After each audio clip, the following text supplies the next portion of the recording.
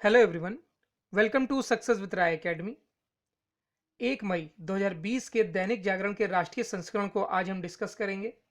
जिस तरीके से अर्थव्यवस्था को पटरी पर लाने के लिए अब खुद प्रधानमंत्री नरेंद्र मोदी ने कमान संभाल ली है, इस न्यूज़ को हम डिस्कस करेंगे। सुपरस्टार अभिनेता ऋषि कपूर का निधन हो गया, इस न्यूज़ पर हम गौर करेंगे। अर्थव्यवस्था का लॉकडाउन चतुराई से खोलना होगा, ये बोला है रघुराम जी राजन यानी पूर्व आरबीआई गवर्नर ने। इस न्यूज़ को भी हम डिस्कस करेंगे और इसके साथ ही editorial page, business, sports, national, international सभी पेजों को हम कवर करेंगे। और वीडियो के लास्ट में आपको कुछ पॉइंट्स प्रोवाइड कराए जाएंगे, अगर आप चाहें तो उसे नोट कर सकते हैं या फिर उसका स्क्रीनशॉट लेकर नोट्स के तौर पर रख सकते हैं। अब चलिए वीडियो को शुरू करते हैं। सबसे पहले हम नेशनल न्यूज़ देख लेते हैं, जो ये 4 न्यूज़ हैं हमारे लिए। पहली न्यूज़ है, अर्थव्यवस्था पटरी पर लाने को प्रधानमंत्री ने थामी कमान। कोरोना महामारी के कारण देश की अर्थव्यवस्था पर पड़ रहा दुष्प्रभाव जग जाहिर है। अर्थव्यवस्था को इस दुष्चक्र से निकालने के लिए प्रधानमंत्री नरेंद्र मोदी ने कमान थाम ली है। प्रधानमंत्री ने 2 दिन पहले राज्यों के मुख्यमंत्रियों से कहा था कि वे देसी विदेशी निवेशकों को आकर्षित करने के लिए खास कोशिश करें। अब मोदी स्वयं भी अपने कैबिनेट सहयोगियों के साथ भारत को निवेशकों का पसंदीदा स्थल बनाने की नई रणनीति तैयार करने में जुट गए हैं। गुरुवार को प्रधानमंत्री मोदी ने एक के बाद एक उच्च स्तरीय बैठक कर निवेशकों को लुभाने तथा रक्षा एवं खनन जैसे क्षेत्रों में संभावनाओं को तलाशने की भावी रणनीति का खाका तैयार किया है। इस रणनीति में निवेशकों को आसानी से जमीन उपलब्ध कराने से लेकर उन्हें राज्य के स्तर पर हर तरह की मंजूरी वगैरह किसी समस्या से निपटने के लिए इंतजाम, इन सभी की व्यवस्था की जाएगी। और इसमें यह भी बताया गया कि कोई भी निवेश प्रस्ताव हो उस पर समयबद्ध तरीके से फैसला होना चाहिए। प्रधानमंत्री के स्तर पर इस पहल का महत्व इसलिए भी बढ़ जाता है क्योंकि कोविड-19 की वजह से वैश्विक इकोनॉमी में अफरा तफरी मची हुई है और चीन में निवेश करने वाली कंपनियां विकल्प की तलाश में हैं।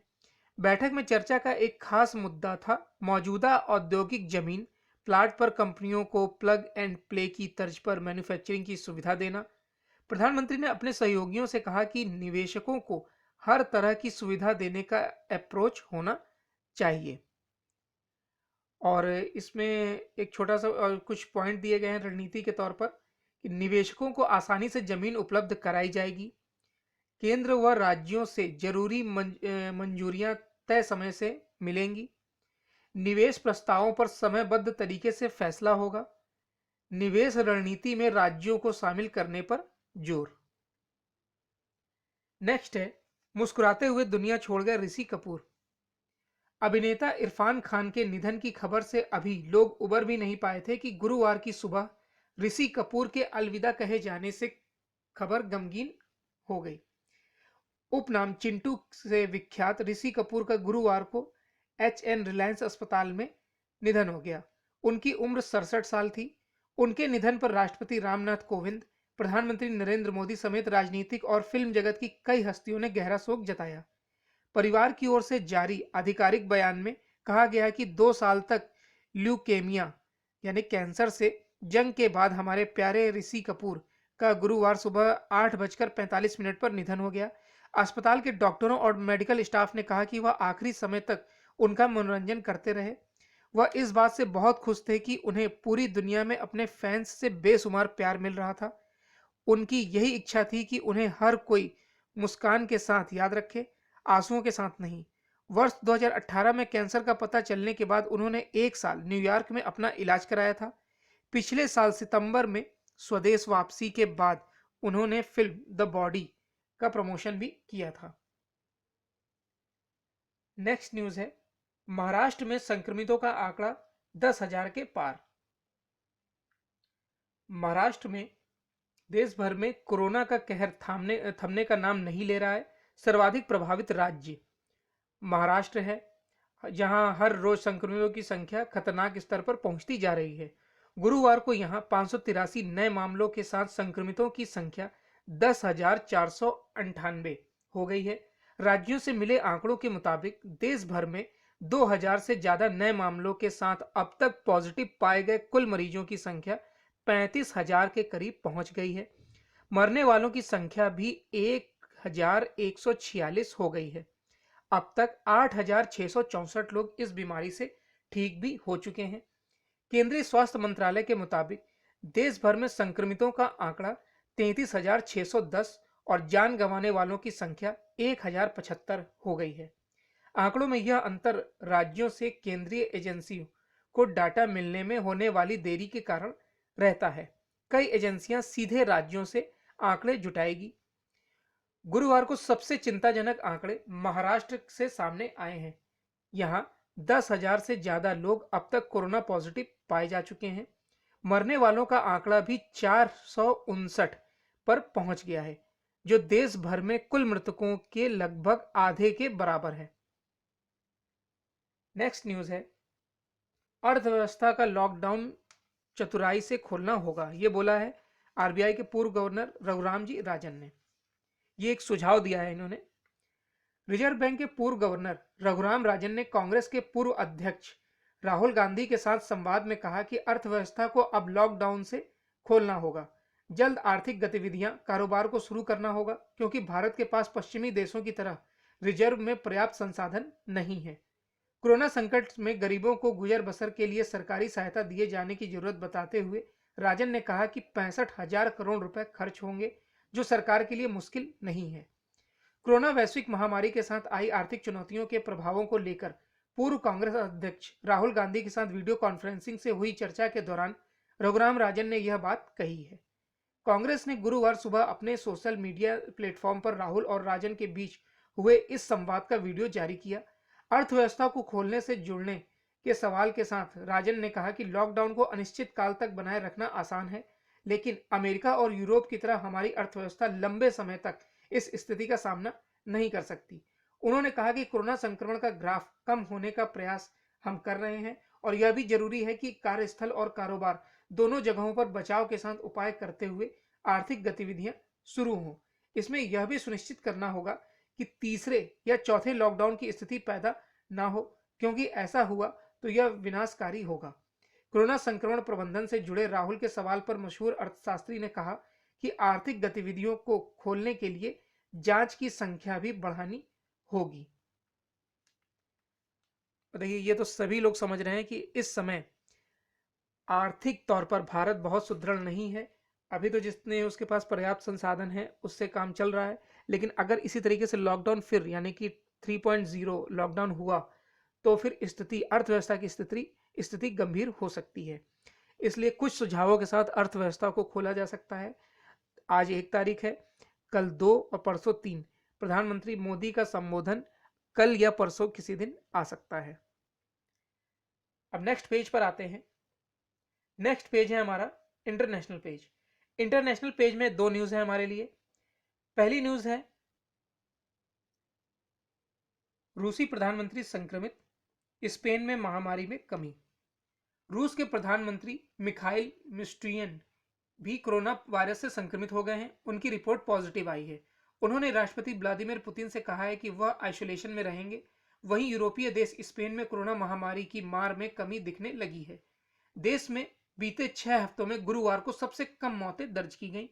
हालात में सुधार के मद्देनजर प्रधानमंत्री पेड्रो सांचेज ने 4 चरणों में लॉकडाउन खत्म की योजना जारी की है। यूरोप में स्पेन के बाद इटली, फ्रांस, ब्रिटेन और जर्मनी भी महामारी से ज्यादा जूझ रहे हैं। यूरोप में कोरोना से सबसे ज्यादा मौतें इटली में हुई हैं। 4.7 करोड़ की आबादी वाले स्पेन में मध्य मार्च से लॉकडाउन है। इसके चलते सभी कारोबार ठप है। होटल और समुद्र तट सुनसान पड़े हैं। देश की अर्थव्यवस्था में पहली तिमाही में 5.2% की गिरावट दर्ज की गई है। स्वास्थ्य मंत्रालय के अनुसार स्पेन में बीते 24 घंटे में 268 पीड़ितों ने दम तोड़ दिया है। ब्रिटेन के स्वास्थ्य मंत्रालय ने गुरुवार को बताया कि देश में 1 लाख लोगों का रैंडम टेस्ट करने की योजना है। यह कदम पाबंदियों में छूट देने से पहले संक्रमण की दर को समझने के लिए उठाया जाएगा। यूरोप में इटली के बाद ब्रिटेन में सबसे ज्यादा मौतें हुई हैं। रूस में इस समय लॉकडाउन का 5वां हफ्ता चल रहा है। राष्ट्रपति पुतिन ने राष्ट्र के नाम अपने संबोधन में कहा कि लॉकडाउन को अभी 2 हफ्ते और बढ़ाना पड़ेगा क्योंकि हालात अभी भी बेहद गंभीर हैं। नेक्स्ट न्यूज है, कोरोना के खिलाफ चीन की जंग रणनीतिक उपलब्धि, ये बोला है राष्ट्रपति जिनपिंग ने। चीन के राष्ट्रपति शी जिनपिंग ने कोरोना वायरस के खिलाफ अपने देश की जंग को बड़ी रणनीतिक उपलब्धि करार दिया है। इसके साथ ही उन्होंने महामारी का केंद्र रहे वुहान शहर समेत पूरे हुबेई प्रांत में रोकथाम के उपायों को जारी रखने की बात कही है। सरकारी न्यूज एजेंसी सिन्हुआ के अनुसार जिनपिंग ने बुधवार को सत्तारूढ़ कम्युनिस्ट पार्टी की केंद्रीय समिति की बैठक में कहा, कोरोना रोकथाम में चीन के कठिन प्रयासों के चलते ही हुबेई और इसकी राजधानी वुहान को बचाने की लड़ाई में निर्णायक नतीजे सामने आए हैं। इस महामारी के खिलाफ राष्ट्रव्यापी जंग में बड़ी रणनीतिक उपलब्धि हासिल की गई है। ये इंटरनेशनल पेज की 2 न्यूज थी हमारे लिए। अब नेक्स्ट पेज पर आते हैं। नेक्स्ट पेज है बिजनेस पेज। बिजनेस पेज में 3 न्यूज है इंपॉर्टेंट हमारे लिए। पहली न्यूज है, देखिए डिस्कशन बिजनेस पेज को डिस्कस करने से पहले ये बताना चाहूँगा कि बार बार आप लोग का मैसेज आता है कि आप न्यूज़पेपर क्यों नहीं दिखाते हैं। तो मैं पहले भी कई बार बता चुका हूँ कि यूट्यूब की पॉलिसी के अकॉर्डिंग हम ई पेपर या फिर किसी भी पेपर की कटिंग को नहीं दिखा सकते हैं। आपने गौर किया होगा कि पहले द हिंदू आसानी से उपलब्ध हो जाता था आपको, और लेकिन अब द हिंदू ने अपना कॉपीराइट इशू ला दिया है। अब आप उसका डिस्कशन पूरी तरीके से नहीं करा सकते हैं और ई पेपर भी अब आपको उसके लिए मंथली चार्ज से ई पेपर लेना होता है। उसी के बाद फिर यूट्यूब ने एक फैसला, दैनिक जागरण आपको ई पेपर मिल जाता है अभी आसानी से, लेकिन जो यूट्यूब ने पॉलिसी ला दी कि आप किसी मैगजीन, एजुकेशन चैनल के लिए लाए थे ये, कि आप मैगजीन, ई पेपर या फिर इन प्रकार की किसी बुक को ऑनलाइन या फिर नहीं दिखा सकते हैं यूट्यूब पर। फिर भी बार बार आप लोग का मैसेज आता है, तो मैं कोशिश करूंगा कि आपको हेडलाइंस के तौर पर कटिंग या फिर ई पेपर को सिर्फ न्यूज़ के तौर पर दिखाया जा सके। ये भी मैं पूरी तरीके से आश्वस्त नहीं कर सकता हूँ, लेकिन अगर यूट्यूब की तरफ से कोई मैसेज आ गया तो फिर उस पर विचार किया जाएगा। अब चलिए, पहली न्यूज़ है, रिलायंस इंडस्ट्री लाएगी देश का सबसे बड़ा राइट्स इशू। बाजार पूंजीकरण के लिहाज से देश की सबसे मूल्यवान कंपनी रिलायंस इंडस्ट्री लिमिटेड ने अपने राइट्स इशू को अंतिम रूप दे दिया है। कंपनी द्वारा गुरुवार को शेयर बाजारों को दी जानकारी के मुताबिक यह देश का अब तक का सबसे बड़ा राइट्स इशू होगा। इसके माध्यम से वह 53,125 करोड़ रुपए जुटाएगी। कंपनी ने इसके लिए शेयर भाव 1,257 रुपए तक किया है, जबकि गुरुवार को बीएससी में कंपनी के शेयरों का बंद भाव 1467.05 रुपए रहा। इसका मतलब यह है कि अपने मौजूदा निवेशकों के लिए कंपनी बेहद सस्ते में शेयर बेचने की तैयारी में है। कंपनी ने कहा कि वह शेयर धारकों को हर 15 शेयर के बदले राइट्स इशू के तहत 1 शेयर खरीदने का मौका देगी। बीते वित्त वर्ष की आखिरी तिमाही यानी जनवरी-मार्च 2020 के वित्तीय नतीजों की जानकारी देते हुए आरआईएल ने शेयर बाजारों को बताया कि समीक्षाधीन अवधि में उसका शुद्ध लाभ 6,348 करोड़ रुपए रहा है। नेक्स्ट न्यूज है, हेल्थ इंश्योरेंस से मिलेगी मासिक भुगतान की सुविधा। कोरोना काल में हेल्थ इंश्योरेंस की सुविधा का लाभ अधिक लोगों तक पहुंचाने के लिए इरडा ने सभी बीमा कंपनियों को मासिक प्रीमियम भुगतान सुविधा देने को कहा है। अभी स्वास्थ्य बीमा का भुगतान ग्राहकों को साल भर में एक बार अग्रिम तौर पर करना होता था। यह केवल उन स्वास्थ्य बीमा पॉलिसियों पर लागू होगा जिनका नवीकरण 31 मार्च 2021 तक देय है।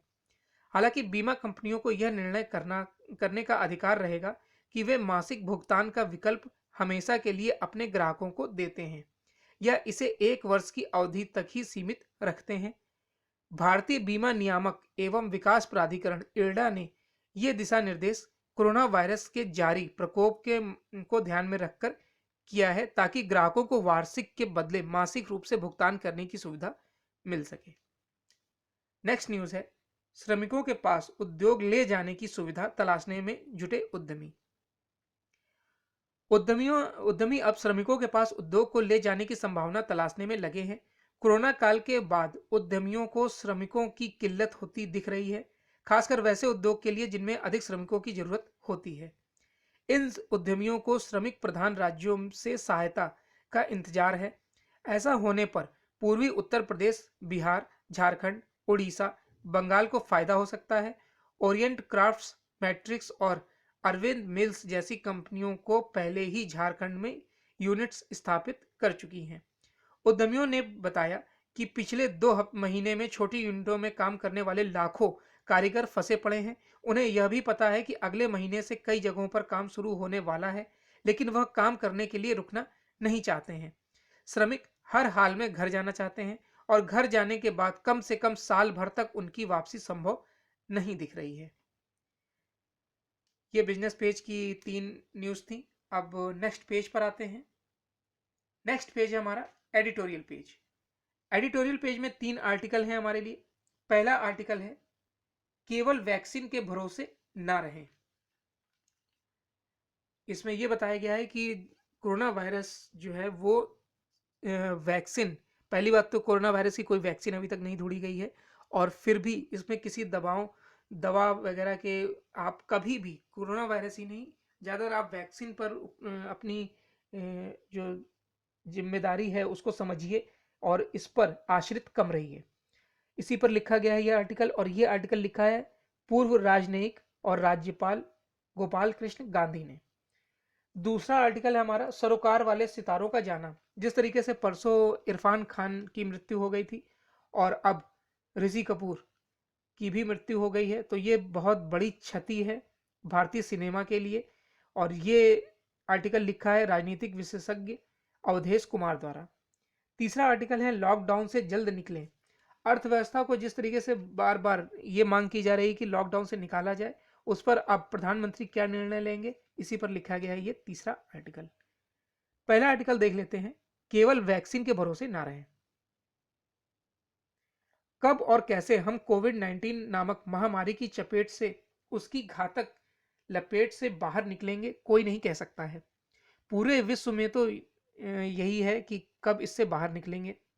ना वैज्ञानिक, ना स्वास्थ्य विशेषज्ञ, ना समाजशास्त्री और ना ही अनुभवी बुजुर्ग, इसमें कोई नहीं बता सकता है कि हम किस तरीके से इससे बाहर निकलेंगे।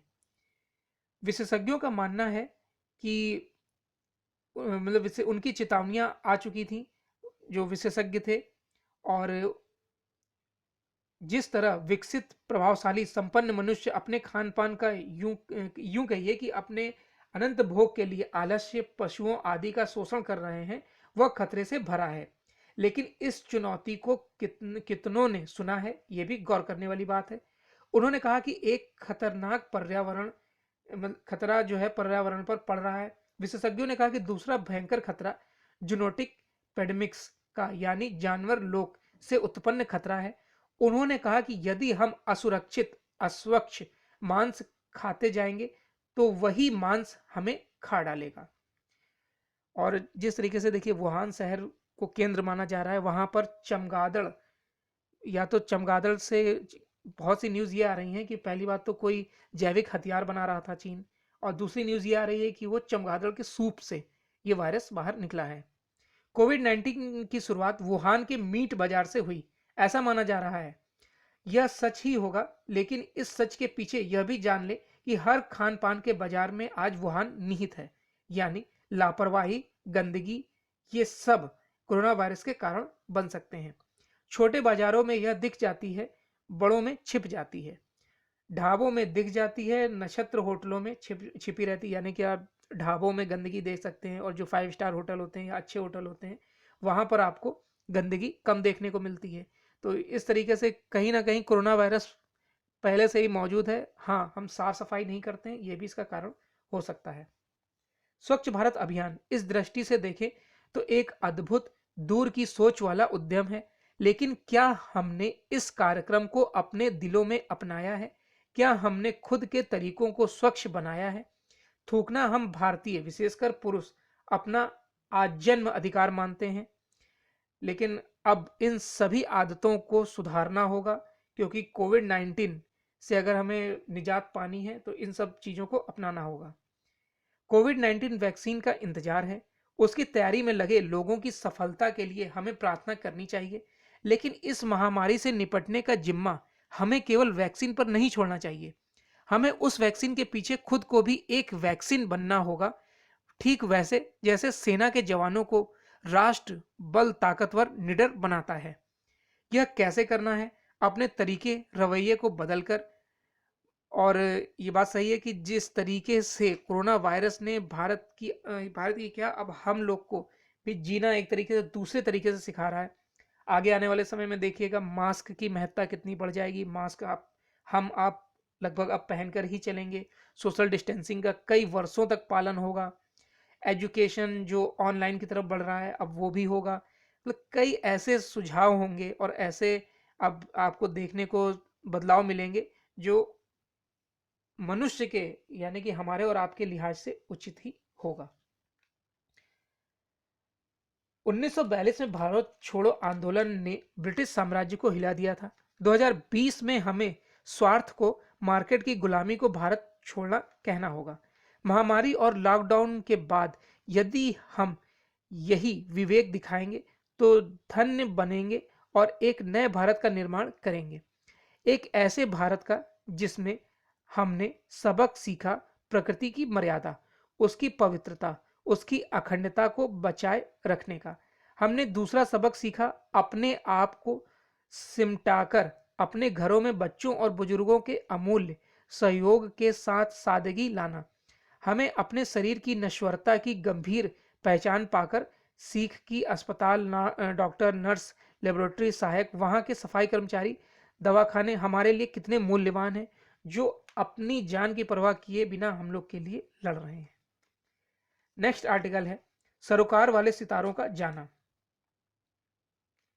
पहले इरफान खान और फिर ऋषि कपूर का काल कवलित होना सामान्य दृष्टि से फिल्मी जगत एवं फिल्मों में रुचि रखने वालों के लिए असाधारण आघात है। फिल्मों में उनके योगदान पर जितनी चर्चा कर लें कम ही होगी, किंतु मनुष्य किसी खास पेशे में है तो इसका अर्थ नहीं कि उसके जीवन का आयाम वहीं तक सीमित है। किसी व्यक्ति के अनेक फलक होते हैं जिनमें उसकी विधा और पेशा भी एक होता है। कोई यदि अभिनेता है तो वह केवल अभिनेता ही नहीं है, देश के नागरिक के रूप में घटनाओं समस्याओं से भी उनका लेना देना होता है। इन दोनों कलाकारों के जीवन पर ध्यान दें तो आपको दिखाई देगा कि राजनीतिक, समाज, धर्म और संस्कृति को लेकर उनके कुछ निश्चित विचार थे। इन दोनों महान अभिनेताओं ने कभी अपने विचार छिपाए नहीं।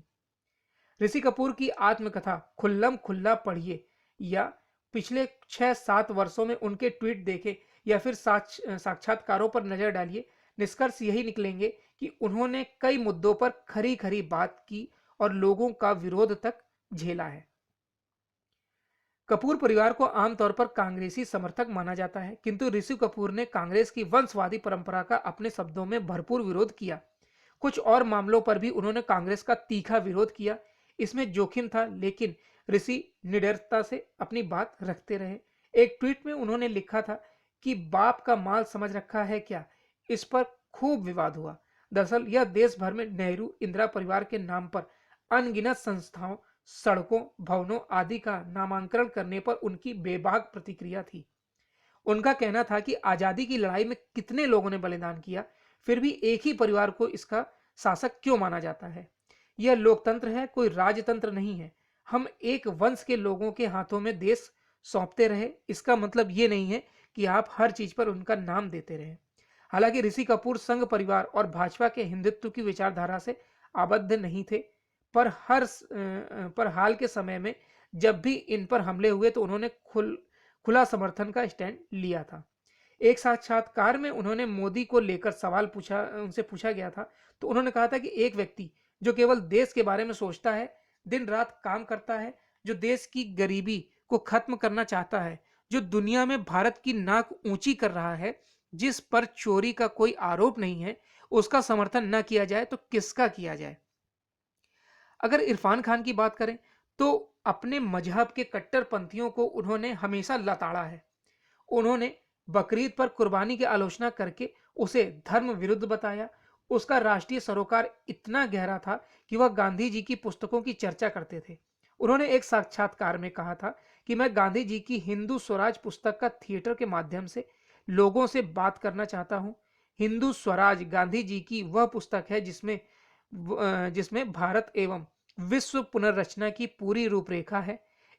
इस पर बात करने का मतलब यही है कि व्यक्ति के अंदर राष्ट्र और मानवता को लेकर गहरी समझ और काम करने की चाहत है।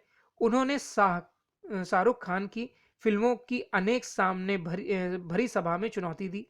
ऐसा साहस आत्मविश्वास से आता है। सिनेमा से इतर मामलों पर भी खरी बात करने वाले दो सितारों का जाना वर्तमान समय की दृष्टि से, जब देश में इतना तीखा वैचारिक संघर्ष चल रहा है और राजनीति में विपक्ष के बीच नेतृत्व एवं विचार संभ्रांत की स्थिति है, तब फिल्म जगत के साथ साथ देश के लिए भी एक बड़ी क्षति है।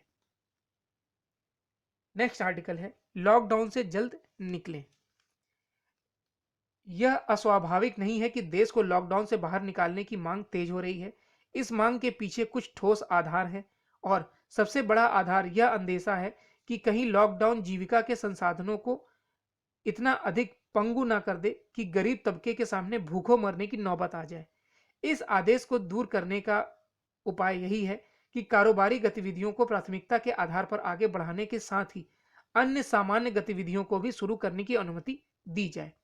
इस तरह की अनुमति देना इसलिए भी आवश्यक है क्योंकि सरकार अर्थव्यवस्था को संकट से उबारने की जो रूपरेखा बनाने में लगी हुई है, वह तभी प्रभावी साबित होगी जब देश को लॉकडाउन के बंधनों से मुक्ति मिलेगी। नीति नियंताओं को इसका आभास होना चाहिए कि लॉकडाउन को खत्म करने की घोषणा मात्र से ही सब कुछ पहले जैसा नहीं होने वाला है। उन्हें यह भी देखना होगा कि अर्थव्यवस्था का थमा हुआ पहिया तेजी से गति पकड़े। केंद्र और राज्यों को इसका भी भान होना चाहिए कि लॉकडाउन को आगे बढ़ाने का मतलब होगा अर्थव्यवस्था को और गंभीर संकट में डालना और साथ ही गरीब तबके की रोजी रोटी की समस्या को विकराल करना। तो ये एडिटोरियल पेज के 3 आर्टिकल थे हमारे लिए। अब नेक्स्ट पेज पर आते हैं। नेक्स्ट पेज है स्पोर्ट्स पेज। स्पोर्ट्स पेज में एक न्यूज है हमारे लिए, नहीं रहे भारतीय फुटबॉल के ऑलराउंडर और इनका नाम है चुनी गोस्वामी। भारतीय फुटबॉल का एक और सितारा टूटकर कहीं खो गया। प्रदीप कुमार यानी पीके बनर्जी के बाद सुबिमल यानी कि इनका उपनाम था चुनी गोस्वामी ने भी दुनिया को अलविदा कह दिया। गुरुवार शाम कोलकाता के एक निजी अस्पताल में दिल का दौरा पड़ने से 82 वर्षीय गोस्वामी का निधन हो गया।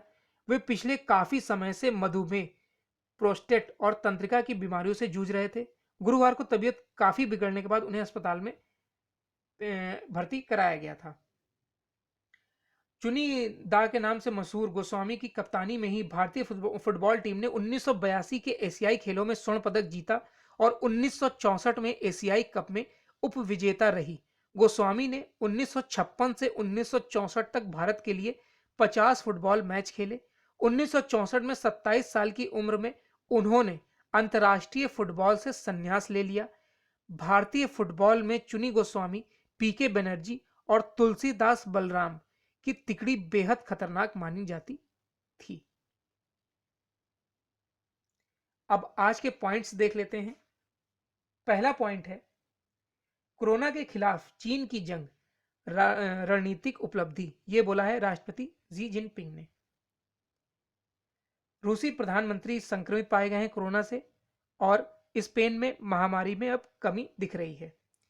महाराष्ट्र में संक्रमितों का आंकड़ा 10,000 को पार कर गया है और यह भारत में सबसे संक्रमित राज्य है। नहीं रहे भारतीय फुटबॉल के ऑलराउंडर चुनी गोस्वामी।